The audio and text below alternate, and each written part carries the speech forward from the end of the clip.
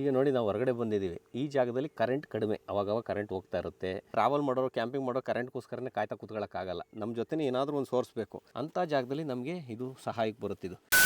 Welcome back to Satish Hiregowda channel. ನಾವು ಕ್ಯಾಂಪಿಂಗ್ಗೆ ಅಂತ ಬಂದಾಗ ಒಂದು ಪವರ್ ಪ್ಯಾಕ್ ಇದನ್ನ ಯಾವ ಥರ ಯೂಸ್ ಮಾಡ್ಬೋದು ಅಂತ ನೋಡೋಣ ಅಂದ್ಬಿಟ್ಟು ಒಂದು ವಿಡಿಯೋ ಮಾಡ್ತೀನಿ. ತಗೊಂಡಿರೋದು ಇನ್ಯಾರು ಅಲ್ಲ, ಕಲ್ಯಾಣ್ ಅವರೇ. ಅವ್ರದ್ದು ವೆಯ್ಟ್ ಚೆನ್ನಾಗಿದೆ ಕಲ್ಯಾಣದು. ಕಾರ್ಯ ಹೆಂಗಿದೆ, ಇದು ಹೆಂಗೆ ಕಾರ್ಯ ನಿರ್ವಹಿಸುತ್ತೆ ಈ ಪವರ್ ಬ್ಯಾಂಕ್ ನಾವು ಕ್ಯಾಂಪಿಗೆ ಬಂದಾಗ ಅಂತ ನೋಡೋಣ ಬನ್ನಿ. ಎತ್ಕೊಳ್ಳಿ, ತೂಕ ಇದೆಯಲ್ಲ. ಒಂದಿನ ನಾನು ಇದ್ರ ಜೊತೆ ಸ್ಪೆಂಡ್ ಮಾಡಿದ್ದೀನಿ 24 hours ಆಯ್ತಾ. ಇದರಲ್ಲಿ ಸಾಧಕಗಳು ಬಾಧಕಗಳು ಹೆಂಗ್ ಯೂಸ್ ಬರುತ್ತೆ ಎಲ್ಲದನ್ನು ಚೆಕ್ ಮಾಡಿ ನೋಡೋಣ. ಇದನ್ನ ಇಲ್ಲಿ ನಿಮ್ಗೆ ಯಾರು ಸಜೆಸ್ಟ್ ಮಾಡಿದ್ದು ಕಲ್ಯಾಣ್? ಇದು ನೋಡಿದ್ದೆ, ಅದಾದ್ಮೇಲೆ ಜನರೇಟರ್ ತಗೊಳ್ಳೋಣ ಅಂತ ಯೋಚನೆ ಮಾಡಿದೆ. ಯಾಕೋ ಅದೊಂದು ಸ್ವಲ್ಪ ಹೆಚ್ಚು ಕಮ್ಮಿ ಅನ್ನಿಸ್ತು. ಇದಕ್ಕೆ ಇನ್ವೆಸ್ಟ್ ಮಾಡೋಣ ಅಂತ ಅನಿಸ್ತು. ಅದೇ ಟೈಮಲ್ಲಿ ನಮ್ಮ ಕ್ಯಾಂಪಿಂಗ್ ಕನ್ನಡಿಗ ಅವರು ನನಗೆ ಸಜೆಷನ್ ಕೊಟ್ಟರು, ಅಭಿಲಾಷ್ ಅವರು. ಸೊ ಅದಕ್ಕೆ ನನಗೆ ಯೂಸ್ ಆಗುತ್ತೆ ಅಂದ್ಬಿಟ್ಟು ಇದನ್ನ ತಗೊಂಡೆ. ಇದು ಈಕೋ ಫ್ಲೋ ಅಂತ ನಮ್ಗೆ ಏನೇನು ಪ್ರಮೋಷನ್ಗೆ ಅಂತ ಏನು ಬಂದಿಲ್ಲ. ನಾವೊಂದು ಇದು ಅಲ್ದೇ ನೀವು ಯಾರು ತಗೊಳ್ಳೋದಿದ್ರೆ ನಿಮ್ಗೆ ಒಳ್ಳೊಳ್ಳೆ ಬ್ರ್ಯಾಂಡ್ಗಳಿದ್ರೆ ನೀವು ತಗೊಬೋದು.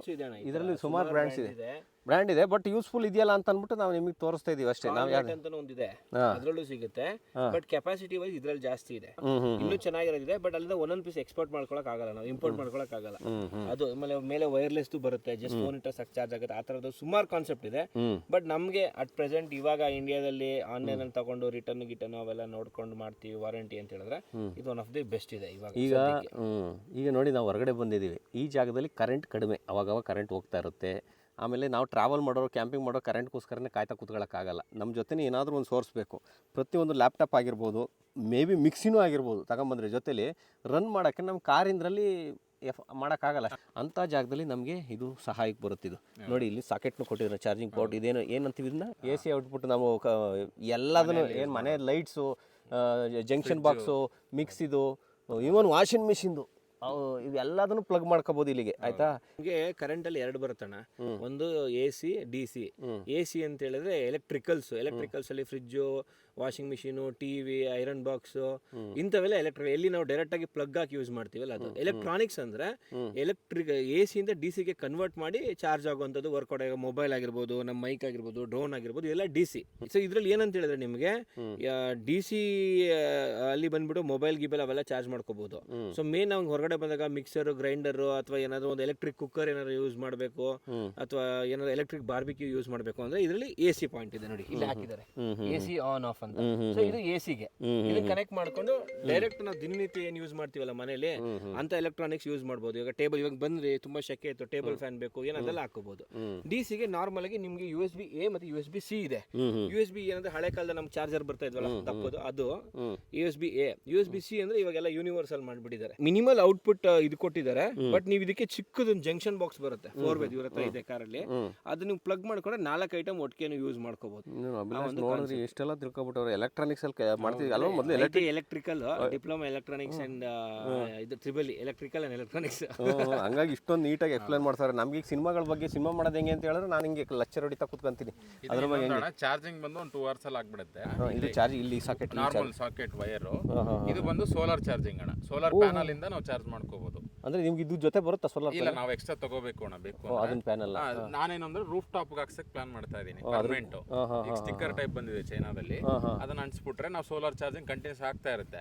ನಾವು ನೈಟ್ ಕ್ಯಾಂಪಿಂಗ್ ಮಾಡ್ಬೇಕಾದ್ರೆ ಡೈಲಿ ಮಿಕ್ಸಿ ಓಡಿಸಿ, ಡೈಲಿ ಬಾರ್ಬಿಕ್ಯೂ ಓಡಿಸಿ ಎಲ್ಲದಕ್ಕೂ ಅನುಕೂಲ ಆಗುತ್ತೆ. ಇದು ಎಷ್ಟು ಚೆನ್ನಾಗಿದೆ ಅಲ್ವಾ, ಸ್ಟಿಕ್ಕರ್ ತರ. ಅದುವೇ ಸೋಲಾರ್ ಏನು ಅಲ್ಗೆ ಪ್ಯಾನಲ್ ತರ ಏನು ಇಲ್ಲ, ಬರೀ ಸ್ಟಿಕ್ಕರ್ ಬಂದ್ಬಿಟ್ಟಿದೆ. ಬಾನಟ್ ಹಾಕ್ತಾ ಇದಾರೆ, ನಾನು ಎಕ್ಸ್ಪ್ಲೋರ್ ಮಾಡ್ತಾ ಇದೀನಿ, ಬಾನಟ್ ಅಂತ ನೋಡೋಣ, ಇದು ನೋಡೋಣ ಅಂತ. ಸೊ ಅದ್ ಹಾಕೊಂಡು ಇದು ಒಳಗೆ ಯೂಸ್ ಮಾಡ್ಕೊಂಡ್ಬಿಟ್ರೆ ಡೇ ಎಲ್ಲ ನಾವು ಚಾರ್ಜ್ ಆಗಿರುತ್ತೆ, ನೈಟ್ ಎಲ್ಲ ಯೂಸ್ ಮಾಡ್ಕೋಬಹುದು. ಫ್ಲೆಕ್ಸಿಬಲ್ ಕೂಡ ಅದು ಹಿಂಗೆ. ಹೌದು, ಗಟ್ಟಿ ಹಾರ್ಡ್ ಬರಲ್ಲ, ರೋಲ್ ಟೈಪ್ ರೋಲ್ ಟೈಪ್ ಬಂದ್ಬಿಡುತ್ತೆ. ಎಲ್ಲಿ ಬೇಕಾದ್ರೂ ಹಾಕೊಬಹುದು, ಮ್ಯಾಗ್ನೆಟಿಕ್ಸ್ ಬರುತ್ತೆ, ಎಲ್ಲಿ ಬೇಕಾದ್ರೂ ತಗಲಾಕ್ಬಹುದು. ಏನ್ ಟೆಕ್ನಾಲಜಿ ಮನುಷ್ಯ ಏನೇನೋ ಇದೆ ಅಣ್ಣ. ನಾವು ಇಂಡಿಯಾದಲ್ಲಿ ಅದಕ್ಕೆ ಪರ್ಮಿಷನ್ಸ್ ಇಲ್ಲ, ಯಾಕಂದ್ರೆ ಚೈನಾ ಎಲ್ಲ ಮೇಡ್ ಇನ್ ಚೈನಾ ಹಂಗೆ ಅಂತ ಕೆಲವರು ಮಾತಾಡ್ತಾರೆ, ಚೈನಾ ತಗೋಬೇಡಿ ಅದು ಇದು ಅಂತ.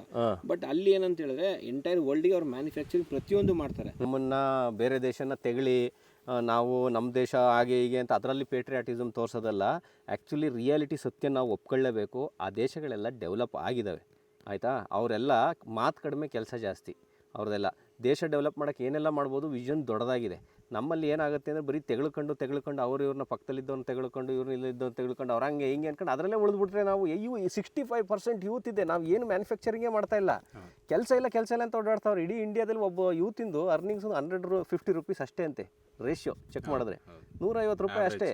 ಅವರೇಜ್ ಇರೋದು. ಏನು ಡೆವಲಪ್ಮೆಂಟ್ ಮತ್ತು ಇನ್ನೇನು ಬರೀ ಎಲೆಕ್ಷನ್ ಬಂದಾಗ ಕೂಗಾಡ್ಕೊಂಡು ಅವ್ರದ್ದು ಹಿಂಗೆ ಅವ್ದು ಹಿಂಗೆ ಪೇಟ್ರಿಯಾಟಿಸಮ್ನ ಇನ್ನೊಂದು ದೇಶನ ತಗೊಳ್ಳಿ, ನಮ್ಮ ದೇಶದಲ್ಲಿ ಹಿಂಗೆ ಅಂತ, ಅದಲ್ಲ ಪೇಟ್ರಿಯಾಟಿಸಮ್. ದೇಶ ಡೆವಲಪ್ ಆಗೋಕ್ಕೆ ನಾವೆಲ್ಲ ಏನು ಕೆಲಸ ಮಾಡ್ತೀವಿ ಅದು ಪೇಟ್ರಿಯಾಟಿಸಮ್. ನೀವು ದೇಶಕ್ಕೋಸ್ಕರ ಏನು ಕಡ್ದು ಗುಡ್ಡ ಹಾಕೋದ್ಬೇಕಲ್ಲ, ದುಡೀರಿ, ಕಷ್ಟಪಡಿ, ಕೆಲಸ ಮಾಡಿ, ದೇಶ ತಾನಾಗೆ ಬೆಳೆಯುತ್ತೆ. ದುಡಿಯೋದಕ್ಕೆ ಹೌದು ಮಾಡಿಬಿಟ್ಟು ದುಡಿಯೋದಕ್ಕೆ ನಮ್ಮ ಯೂತ್ಸ್ಗೆ ವ್ಯವಸ್ಥೆ ಮಾಡಿಕೊಡಿ, ಅದು ಬೇಕಾಗಿರೋದು. ಇನ್ನೊಂದು ದೇಶ ತೆಗೊಳ್ಳೋದು ಬೇಡ, ಏನು ಬೇಡ. ನಾವು ಮುಂದೆ ಹೋದ್ರೆ ಎಲ್ಲ ನಮ್ಮ ಜೊತೆನೇ ಬರ್ತಾರೆ. ಓಕೆ, ವಿಷಯ ಎಲ್ಲಿಗೆ ಹೋಗೋದು ಬೇಡ. ಆಮೇಲೆ AC ಡೈರೆಕ್ಟ್ ಆಗಿ ಮನೇಲಿ ಚಾರ್ಜ್ ಮಾಡ್ಬೋದು. ಆಮೇಲೆ ಇದನ್ನ ಕಾರಲ್ಲೂ ಚಾರ್ಜ್ ಮಾಡ್ಬೋದು. ಹೌದಾ? ಓವರ್ ವೋಲ್ಟೇಜ್ ಪ್ರೊಟೆಕ್ಷನ್ ಇದೆ. ಚಾರ್ಜ್ ಹಾಕಿ ನೈಟ್ ಬೆಳಗ್ಗೆ ಅದ್ರ ಪಾಟಿಗೆ ಚಾರ್ಜ್ ಆಗಿ ಒಂದ್ಸತಿ ಫುಲ್ ಆಟೋ ಕಟ್ ಆಫ್ ಆಗುತ್ತೆ, ಸುಟ್ಟೋಗ್ಬಿಡುತ್ತೆ ಅಂತಿಲ್ಲ. ಮತ್ತೆ ಒಳಗಡೆ ಕೂಲಿಂಗು ಇದೆ.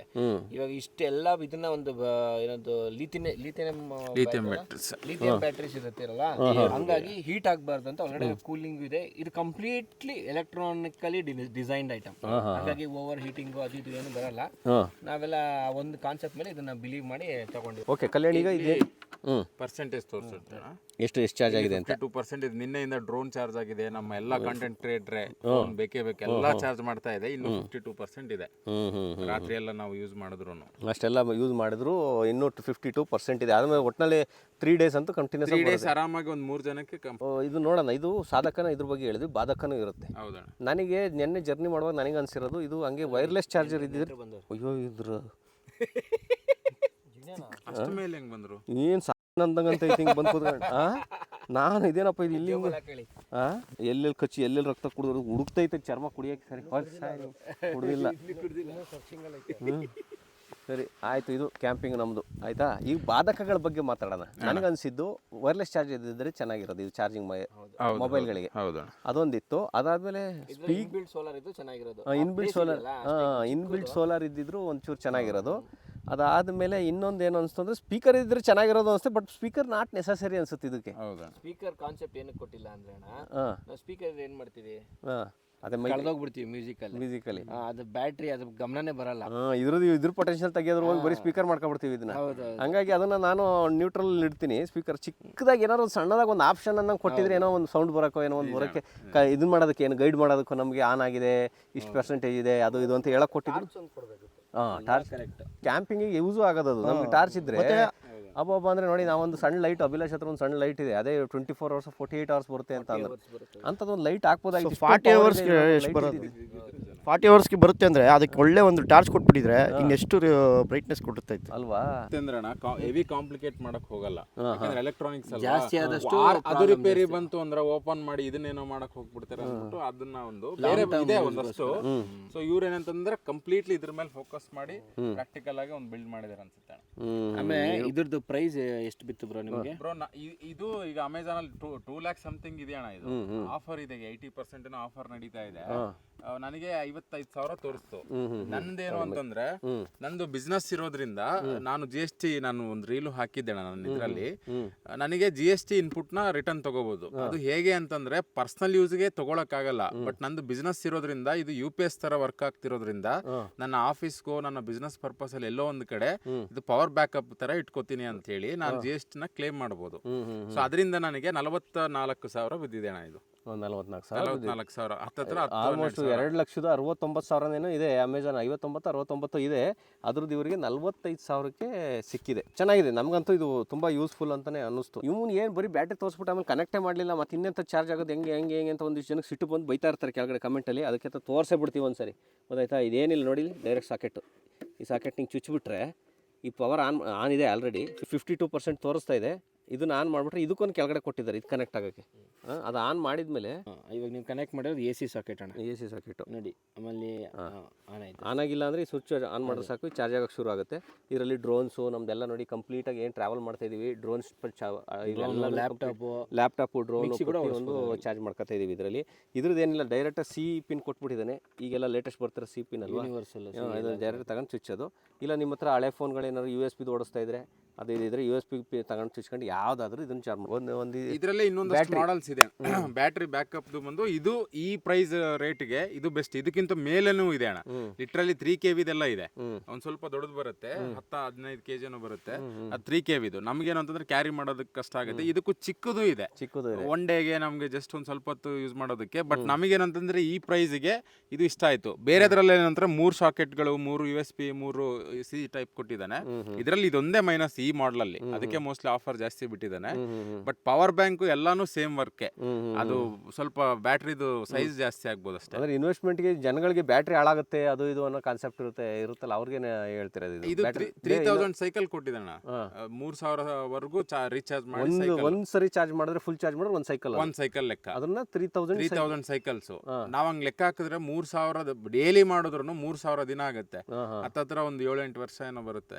ಹಂಗ್ ನೋಡಕ್ ಹಂಗ್ ಲೆಕ್ಕ ಆಕ್ಚುಲಿ 3 ದಿನಕ್ಕೆ ಒಂದ್ಸರಿ ಚಾರ್ಜ್ ಮಾಡ್ತಿರೋದು. ನೀವು ಡೈಲಿ ಕೌಂಟ್ ಮಾಡ್ಕೊಂಡ್ರು 7-8 ವರ್ಷ ಬರುತ್ತೆ. ಹೌದಣ್ಣ, ಅಷ್ಟಲ್ಲಿ ಇನ್ನೂ ಮಾಡಲ್ ಚೇಂಜ್ ಆಗಿರುತ್ತೆ, ಅವಾಗ ನಾವು ಹಂಗಿದ್ರು ಚೇಂಜ್ ಮಾಡ್ತೀವಿ. ಈಗ ವಾರಂಟಿ ಏನಾದ್ರು ಕೊಡ್ತಾನೆ ಇದ್ರು? ಇದಕ್ಕೆ ನಾರ್ಮಲ್ 1 year ವಾರಂಟಿ ಇದೆ. ಓಕೆ, ಇದಿಷ್ಟು ಏನು ಎಕೋಫ್ಲೋ ಅನ್ನೋ ಒಂದು ಬ್ಯಾಟ್ರಿ ಬ್ಯಾಕಪ್ ಕ್ಯಾಂಪಿಂಗಿಗೆ ಯೂಸ್ ಆಗೋಂಥದ್ದೊಂದು. ಇದರಲ್ಲಿ ಚಿಕ್ಕದು ಬರುತ್ತೆ, ಇಷ್ಟಿಷ್ಟೇ ಇರೋದು. ಇದು ಮೀಡಿಯಂ ಸೈಜು, ಇದರಲ್ಲೂ ದೊಡ್ಡದು ಬರುತ್ತೆ. ತಗೊಳ್ಳೋರು ಅಮೆಝಾನಲ್ಲಿ ಚೆಕ್ ಮಾಡ್ಬೋದು, ಇಲ್ಲಾಂದರೆ ನಾನು ಡಿಸ್ಕ್ರಿಪ್ಷನಲ್ಲಿ ಹಾಕಿರ್ತೀನಿ ನನ್ನ ಲಿಂಕ್ನ, ಅದ್ರ ಥ್ರೂ ನೀವು ಖರೀದಿನೂ ಮಾಡ್ಬೋದು. ಆಮೇಲೆ ಅಣ್ಣ ಇವಾಗ ಇದು ಬಜೆಟ್ ಜಾಸ್ತಿ ಆಯ್ತು. ನಮ್ಮ ಇವಾಗ ಕಲ್ಯಾಣ್ ಅಂತವರು ಬಿಸ್ನೆಸ್ ಮ್ಯಾನು ತಗೊಂತಾರೆ, ಇವಾಗ ನಮ್ಮಂತವ್ರು ಗಿರಿ ಅಂತವ್ರು ಇಷ್ಟು ದೊಡ್ಡದು ಹೆಂಗ್ ತಗೊಳ್ಳೋದು? ಸೊ ಹಂಗಾಗಿ ನಾವು ಮುಂಚೆನೆಲ್ಲ ಇದು ನಾವೇನು ಪ್ರಮೋಟ್ ಮಾಡ್ತಾ ಇಲ್ಲ, ಬಟ್ ಇದು one of the best item ಅಂತ ಹೇಳ್ತೀವಿ. ನನ್ನ ಹತ್ರ ಅದಕ್ಕೊಂದು ಸೊಲ್ಯೂಷನ್ ಇದೆ. ಸೊ ನಿಮಗೆ ಇನ್ನೊಂದು ಐಟಮ್ಸ್ ಬರುತ್ತೆ, ಅದು ಹೆಂಗೆ ಅಂತ ಹೇಳಿದ್ರೆ DC to AC ಕನ್ವರ್ಟರ್. ನಮ್ಗೇನ್ ಕಾರ್ ಬ್ಯಾಟ್ರಿ ಇದೆಯಲ್ಲ ಅದನ್ನೇ UPS ಆಗಿ ಕೆಲಸ ಮಾಡುತ್ತೆ ಅದು. ಇವಾಗ ನಾವು ಲ್ಯಾಪ್ಟಾಪ್ ಚಾರ್ಜ್ ಮಾಡ್ಕೋಬೇಕು ಅಥವಾ ಮಿಕ್ಸಿ ಹಾಕೋಬೇಕು ಅದೆಲ್ಲ ಮಾಡ್ಕೋಬೇಕು ಅಂದ್ರೆ ನಿಮಗೆ ಫೋಟೋ ಕಳಿಸ್ತೀನಿ, ಅದು ಬೇಕಾದ್ರೆ ಆ್ಯಡ್ ಮಾಡಿ.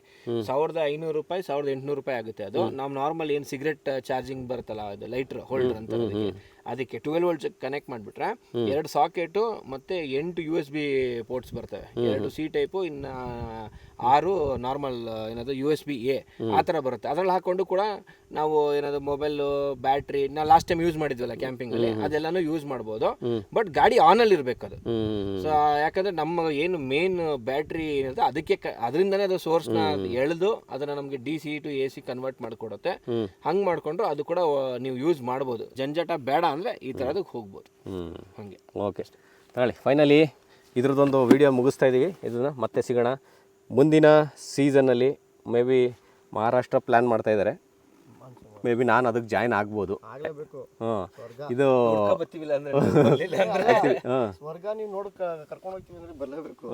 ಮಹಾರಾಷ್ಟ್ರ ಒಂದಕ್ಕೆ ಜಾಯ್ನ್ ಆಗ್ತೀನಿ. ಆ್ಯಕ್ಚುಲಿ ಲಡಾಖಿಗೆ ನನಗೆ ತುಂಬ ಅಂದರೆ ತುಂಬ ಇಂಟ್ರೆಸ್ಟ್ ಇತ್ತು. ಲಡಾಖಿಗೆ ಹೋಗೋಕ್ಕಾಗ್ತಾಯಿಲ್ಲ. ಕಾರಣ ಏನು ಅಂತ ನಿಮಗೆ ಆಗಲೇ ನೆಕ್ಸ್ಟ್ ಏನು ವೀಡಿಯೋಸ್ ಬರುತ್ತೆ ಅದರಲ್ಲೇ ಗೊತ್ತಾಗುತ್ತೆ ನಾನು ಯಾಕೆ ಹೋಗೋಕ್ಕಾಗಿಲ್ಲ ಅಂತ. ಬಟ್ ನನ್ನ ಮನಸ್ಸೆಲ್ಲ ಅಲ್ಲೇ ಇರುತ್ತೆ, ಬಟ್ ದೇಹ ಇಲ್ಲಿರುತ್ತೆ. ಕರ್ಮನ ಕಂಪ್ಲೀಟ್ ಮಾಡೋ ಕೆಲಸಗಳು ಸುಮಾರು ಇದ್ದಾವೆ, ಹಂಗಾಗಿ ನಾನು ಅದಕ್ಕೆ ಉಳ್ಕೊತಾ ಇದ್ದೀನಿ. ಈಗ ಅಂತ ಹೇಳ್ತಾ ಈ ವಿಡಿಯೋ ಇಲ್ಲಿಗೆ ಮುಗಿಸ್ತಾ ಇದ್ದೀನಿ. ಮತ್ತೆ ಸಿಗೋಣ ಮುಂದಿನ ವಿಡಿಯೋದಲ್ಲಿ. ಎಲ್ರಿಗೂ ಒಳ್ಳೆಯದಾಗಲಿ. ಜೈ ಹಿಂದ್, ಜೈ ಕರ್ನಾಟಕ.